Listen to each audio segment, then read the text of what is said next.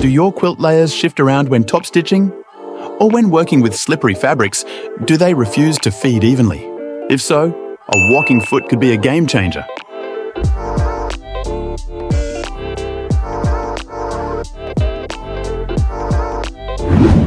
The walking foot has little feed dogs on top that work together with the machine's feed dogs underneath. They clamp your fabric layers evenly, preventing slipping and keeping everything aligned beautifully. Let me show you how to put the walking foot onto your machine. Let's remove the needle and the foot we currently have on the machine to give us a bit of space. Loosen this screw from the presser foot bar and take off the ankle piece as well.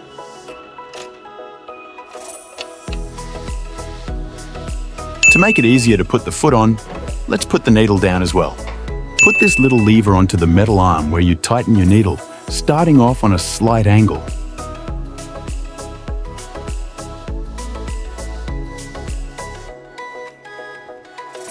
Rotate the walking foot so that the screw hole on the foot aligns with the screw in your presser foot bar.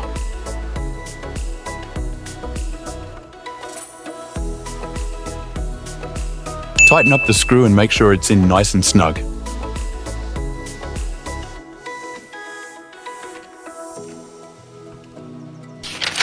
That's it, we're ready to sew with our walking foot.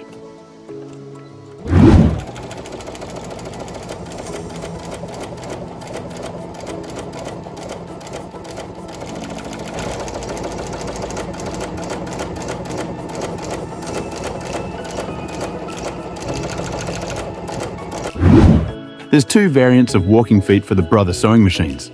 One for a machine with 7mm stitch width, and another for machines with 5mm stitch width.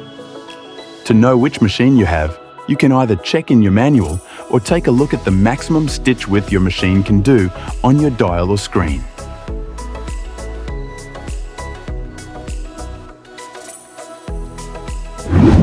There's a link to these products on our website in the description if you think it'll help out with your sewing.